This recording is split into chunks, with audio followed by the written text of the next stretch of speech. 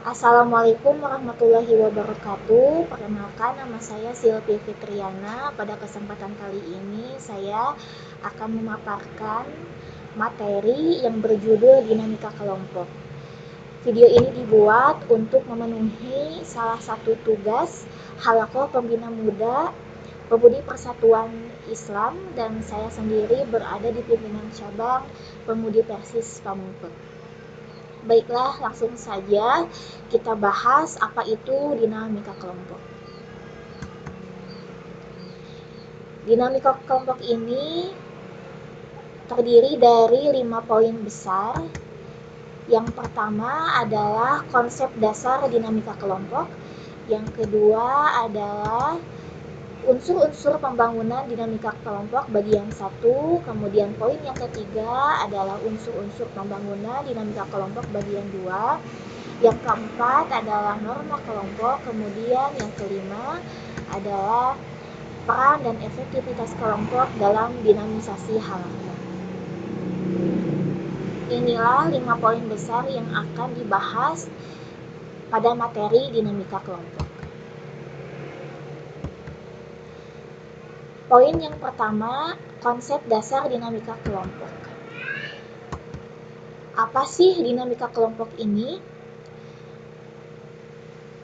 Suatu kelompok yang terdiri dari 2 atau lebih individu yang memiliki hubungan psikologi secara jelas antara satu dengan yang lainnya, yang dapat berlangsung dalam situasi yang dialami bersama. Kemudian, fungsi dari dinamika kelompok tersendiri ada 4 poin, yaitu membentuk kerjasama, memudahkan segala pekerjaan, mengurangi beban, dan juga menciptakan iklim demokratis. Kemudian konsep pembentukan kelompok ini terdiri dari beberapa teori ya, ada 1, 2, 3, 4, 5 teori. Yang pertama ada teori kedekatan, teori keseimbangan, teori George Homans, teori pertukaran, dan teori alasan-alasan Paris. Yang namanya hidup berkelompok, tentu saja kita dihadapkan dengan berbagai macam karakter orang, berbagai macam sifat orang, dan juga pasti berbeda-beda pemikirannya. Tentu saja tidak akan luput dari yang namanya konflik. Nah, bagaimana tips dinamika kelompok terhindar dari konflik? Ada 5 poin, yaitu yang pertama adalah musyawarah, yang kedua tabayun, yang ketiga islah, yang keempat bersilaturahim, dan yang kelima ta'awun. Lanjut pada slide yang kedua, yaitu poin unsur-unsur pembangunan dinamika kelompok bagian 1. Nah, poin yang kedua ini terbagi menjadi beberapa poin lagi, yaitu ada 1, 2, 3, 4, 5 poin. Yang pertama adalah atmosfer kelompok. Faktor-faktor yang mempengaruhi suasana kelompok. Atmosfer kelompok ini atau dalam arti suasana kelompok. Adapun faktor-faktor yang mempengaruhi suasana kelompok ini ada 3, yaitu hubungan antar anggota kelompok, kebebasan berpartisipasi, dan lingkungan fisik yang mendukung. Kemudian poin yang kedua ada perumusan tujuan. Aspek-aspek yang harus dimiliki dalam tujuan kelompok ini, biasanya tujuan tersebut dapat didefinisikan sebagai operasional, dapat diukur dan diamati. Kemudian tujuan tersebut mempunyai makna bagi anggota kelompok, relevan dan realistis, dapat diterima dan dicapai. Anggota kelompok mempunyai orientasi terhadap tujuan yang telah ditetapkan. Kemudian adanya keseimbangan tugas dan aktivitas dalam mencapai tujuan individu dan tujuan kelompok. Kemudian poin yang ketiga, kepemimpinan dan partisipasi anggota dalam kelompok. Ada 3 poin. Yang pertama adalah unsur-unsur pemimpin. Nah, unsur-unsur pemimpin ini seperti kemampuan organisasi, kemampuan dalam memecahkan masalah, kemampuan memotivasi dan membina bawahan, keteladanan dan melaksanakan tugas, lalu bertanggung jawab terhadap kinerja. Kemudian poin yang kedua, partisipasi anggota dalam kelompok. Partisipasi dalam kelompok ini mencakup partisipasi dalam rapat atau kegiatan keanggotaan, pembuatan rencana kerja, membayar iuran anggota, menjaga nama kelompok. Kemudian yang ketiga ini ada efektivitas kelompok. Efektivitas kelompok ini terdiri dari produktivitas kelompok, moral, berupa sikap semangat dari para anggota dan kepuasan. Kemudian poin yang keempat ada komunikasi. Komunikasi ini terdiri dari 2 poin ya, ada unsur-unsur komunikasi. Unsur-unsur komunikasi terdiri dari komunikator, pesan, media, penerima dan efek. Kemudian fungsi komunikasi dalam organisasi ini ada fungsi informatif, fungsi regulatif, fungsi persuasif, dan fungsi integratif. Kemudian yang terakhir adalah penyelesaian masalah. Penyelesaian masalah ini terdiri dari 2 poin. Mengapa terjadi masalah? Nah, pasti ada penyebabnya ya. Biasanya penyebab terjadinya masalah ini karena berbeda pemikiran, perbedaan pendapat, salah paham, salah satu atau kedua belah pihak merasa dirugikan, dan perasaan yang terlalu sensitif. Kemudian langkah-langkah apa saja untuk menyelesaikan masalah? Yaitu kita harus mengidentifikasi masalah, kemudian merumuskan masalah, lalu temukan alternatif pemecahan, lalu dianalisa, lalu laksanakan alternatif pemecahan masalah, dan yang terakhir harus dievaluasi hasil. Lanjut pada slide yang selanjutnya, yaitu poin ketiga, unsur-unsur pembangunan dinamika kelompok bagian 2. Nah, poin ketiga ini dibagi menjadi 6 poin lagi. Poin yang pertama adalah pembuatan keputusan. Perumusan pikiran, gagasan, aspirasi, dan kebutuhan yang disusun secara sistematik rasional yang dapat dijadikan pegangan atau pedoman bagi organisasi dan para anggotanya dalam melakukan kegiatan-kegiatan. Lalu, poin yang kedua adalah tahapan perumusan masalah. Tadi sedikit dibahas, kita bahas lagi. Tahapan-tahapan perumusan masalah ini, identifikasi masalah, perumusan tujuan, identifikasi alternatif solusi, kemudian penentuan kriteria pemilihan alternatif solusi, penentuan pilihan alternatif solusi atau keputusan. Lanjut kepada poin yang ketiga, yaitu kohesivitas. Apa sih kohesivitas itu? Kohesivitas merupakan kekuatan yang mendorong anggota kelompok untuk tetap tinggal di dalam kelompok dan mencegahnya meninggalkan kelompok.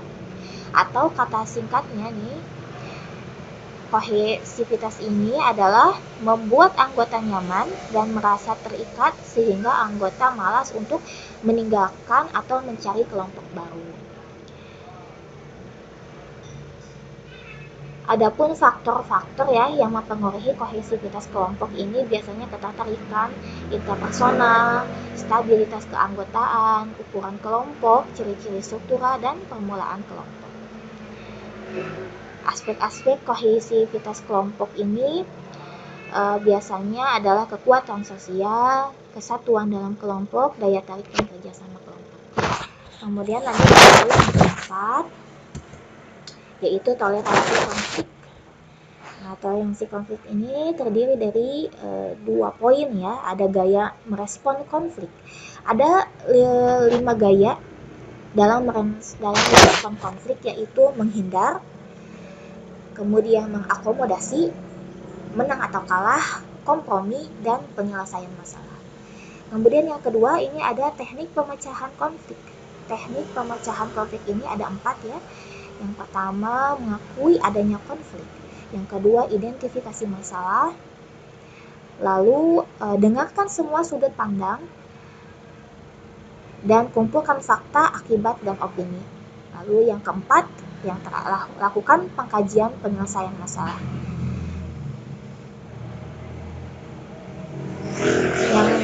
kelima adalah dapatkan kesepakatan untuk menemukan solusi. Lanjut pada poin yang kelima, yaitu evaluasi yang kontinu. Evaluasi perlu diadakan dengan tujuan untuk menghindari kesalahan perhitungan. Kemudian yang kedua, memilih strategi terbaik dari berbagai alternatif strategi yang ada. Yang ketiga, meningkatkan efisiensi secara general. Dan kemudian yang keempat, melihat apakah tujuan sudah tercapai atau belum. Poin yang keenam, kreativitas anggota kelompok. Faktor yang harus diperhatikan dalam hubungannya dengan kreativitas dalam suatu organisasi, yaitu motivasi, kemandirian, kondisi kerja, dan kemudian iklim. Lanjut kepada slide yang selanjutnya, tentang norma kelompok. Pengertian norma kelompok. Norma kelompok adalah cara melihat atau memandang sesuatu yang dimiliki oleh kelompok berupa sikap, nilai, dan aturan permainan bersama. Kemudian tujuan penetapan norma kelompok ini ada 1, 2, 3, 4, 5 poin. Yang pertama, untuk menciptakan ketentraman dan ketertiban. Yang kedua, menciptakan keharmonisan dan keadilan. Yang ketiga, memberikan sanksi kepada kelompok yang melanggar norma yang telah ditetapkan. Yang keempat, mampu mengatur tingkah laku kelompok agar sesuai dengan nilai yang berlaku. Kemudian yang kelima, membantu kelompok dalam mencapai tujuan bersama. Norma-norma kelompok di Pemudi Persis. Adapun norma kelompok pada Pemudi Persis terdapat di dalam QAQD ya, kalau kita yaitu kita sebutkan salah satu contoh terkait rangkap jabatan. Nah, norma-norma kelompok Pemudi Persis terkait rangkap jabatan ini ada 3 poin yang harus dipatuhi oleh setiap anggotanya. Yang pertama, rangkap jabatan itu dibenarkan selama tidak menghambat kelancaran jamiah. Kemudian yang kedua, rangkap jabatan yang dibenarkan adalah rangkap jabatan di satu jenjang pimpinan yang sama atau diduga jenjang pimpinan yang berbeda. Kemudian yang ketiga, taskil pimpinan pusat tidak dibenarkan rangkap jabatan dengan pimpinan yang di bawahnya. Karena kita tahu bahwa pimpinan pusat ini cakupannya sangat besar sekali. Kemudian poin yang keempat adalah pentingnya memahami dan menerapkan norma kelompok. Norma kelompok akan mempengaruhi cara berpikir seseorang ataupun sikapnya, dan dia akan bertindak berdasarkan norma tersebut. Kelompok mempunyai pengaruh yang sangat besar pada pembentukan sikap ketika identitas kelompok dianggap penting. Kemudian selanjutnya kita lanjut kepada slide yang kelima, yaitu peran dan efektivitas kelompok dalam dinamisasi halaqah.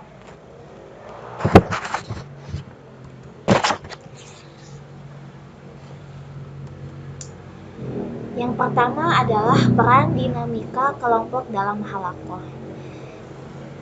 Dalam perkembangannya, pelaksanaan dakwah seperti halaqah selalu menemukan masalah-masalah dalam perjalanan dakwahnya, sehingga perlu adanya pekerjaan dalam tim untuk mengatasi masalah-masalah tersebut dalam berbagai bidang.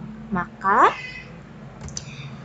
setiap individu di dalamnya harus memiliki kemampuan berinteraksi dan mengadakan hubungan antar pribadi dalam menghidupkan amal jama'i dalam tatanan halaqah atau yang lebih dari itu. Nah, efektivitas kelompok adalah keberhasilan dalam melaksanakan tugas-tugas kelompok dalam mencapai tujuan. Semakin banyak tujuan yang dapat dicapai, semakin banyak keberhasilan, anggota kelompok akan semakin puas. Bila anggota kelompok merasa puas, kekompakan dan kedinamisan kelompok akan semakin kuat. Kemudian yang kedua, studi kasus tentang efektivitas kelompok dalam halaqah. Saya ambil contoh yang klasik saja. Kendalanya ini persoalan kohersi atau persoalan persatuan ya, dalam kasus bentrok waktu antara kegiatan PJ dan pekerjaan. Pasti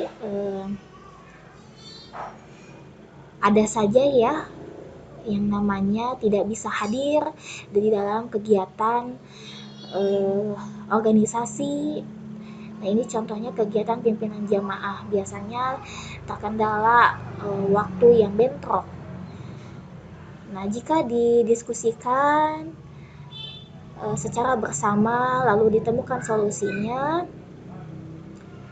maka tidak akan ada lagi yang namanya bentrok antara kegiatan dan pekerjaan. Bisa dengan cara membagi tugas, lalu adanya keriduan antar anggota, dan juga yang paling penting adalah kebijakan dari ketua kelompok atau ketua PJ ini.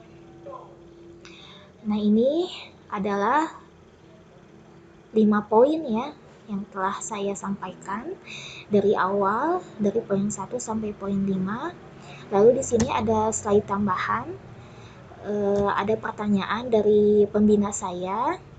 Saya diberikan 2 pertanyaan. Pertanyaan yang pertama, jika nanti saya menjadi seorang pembina, apa yang akan saya lakukan jika menghadapi peserta halakoh yang tidak aktif? Kemudian pertanyaan yang kedua, bagaimana cara saya memberikan semangat atau memberikan pemahaman kepada anggota yang tidak aktif secara kegiatan dan infak anggota pemudi secara umum? Setelah tadi dipaparkan tentang apa itu dinamika kelompok, kita membahas tentang tips dinamika kelompok terhindar dari konflik. Nah, pertanyaan ini akan saya jawab berdasarkan tips dinamika kelompok terhindar dari konflik, yaitu dengan cara apa? Yang ke-1 adalah musyawarah. Musyawarah ini adalah upaya bersama untuk sikap rendah hati untuk memecahkan persoalan, mencari jalan keluar. Kemudian solusinya yang kedua adalah tabayun, mencari kejelasan tentang sesuatu hingga jelas benar keadaannya. Kemudian solusi yang ketiga adalah islah.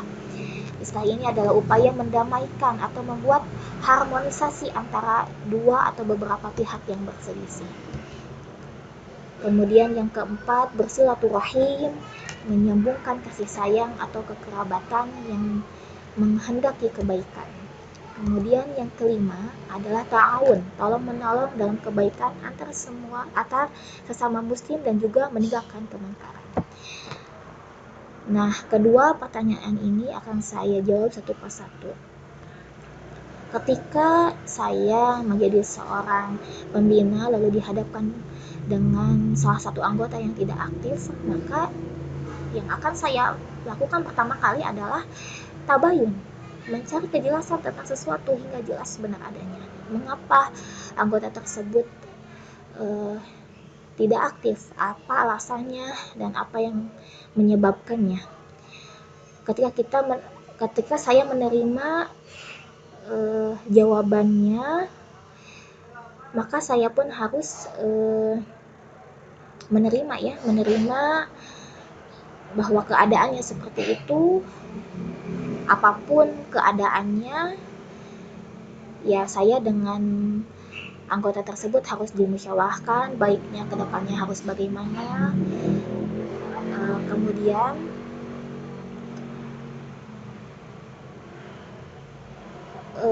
apabila perlu ditolong, maka ditolonglah dia. Pada intinya adalah tabayun terlebih dahulu, jangan menjudge beliau dengan hal-hal yang negatif. Cari tahu dulu apa yang menyebabkannya. Jarang hadir, tidak mengikuti sama sekali, dan setelah itu mencari jalan keluarnya dengan cara bermusyawarah. Kemudian yang kedua, pertanyaan kedua ini, bagaimana cara saya memberikan semangat, memberikan pemahaman kepada anggota yang tidak aktif secara kegiatan dan infak ya. Yang pertama adalah solusinya tabayun ya. Tabayun, mencari kejelasan. Kita harus mencari tahu biasanya alasan anggota tersebut mengapa ingin masuk ke pemudi Persis. Biasanya itu karena memang ada berbagai macam kasus anggota yang masuk ke Pemudi Persatuan Islam ini karena bukan atas dorongan diri sendiri, bukan kemauan dirinya sendiri. Biasanya ada tuntutan tuntutan pekerjaan, itu juga ada juga yang keinginan orang tuanya ataupun keinginan anggota keluarganya. Jadi bukan keinginan diri sendiri, itu yang menjadi dia tidak semangat mengikuti kegiatan. Belum adanya tidak adanya rasa mahabbah di dalam dirinya, belum, jadi tidak ada rasa cinta ke dalam organisasi. Jadi ya secara otomatis dia tidak bisa aktif, tidak tidak tertarik gitu ya, karena memang keinginannya itu bukan dari diri sendiri. Jadi yang pertama itu harus cari tahu dulu ya mengapa, mungkin atau ada jawaban lain karena dia yang tadi ya sibuk dengan pekerjaannya sendiri. Nah, jadi harus yang kedua itu dimusyawarahkan ya. Ataupun perbanyak silaturahim ya, diperbanyak silaturahim. Banyak faktor-faktor, jadi kita harus mencari jalan keluarnya. Kemudian adapun anggota yang tidak aktif secara infak ya, anggota ini untuk anggota secara umum, saya pribadi harus saling menyemangati ya, saling menyemangati, memberikan pemahaman bahwa yang namanya infak anggota itu sebenarnya ketika kita mengeluarkan harta, mengeluarkan sebagian harta kita untuk jamaah, uang ini dipergunakan untuk kelancaran dakwah jamiah. Uang ini dikeluarkan untuk kelancaran aktivitas jamiah. Insya Allah uang ini dipergunakan untuk hal-hal yang sifatnya baik, untuk jihad fisabilillah. Di dalam Quran surat Al-Baqarah ya, dalam pada ayat 261 Allah Subhanahu wa taala berfirman, perumpamaan infak yang dikeluarkan oleh orang-orang yang menginfakkan hartanya di jalan Allah, baik itu untuk kepentingan jihad ataupun pembangunan jamaah ya, usaha penyelidikan ilmiah. Nah, infak ini adalah serupa dengan sebutir benih yang menumbuhkan 7 butir. Pada setiap butirnya 100 biji, dan Allah melipat gandakan pahala bagi siapa saja yang dikehendakinya. Dan Allah maha luas karunia-Nya, lagi maha mengetahui.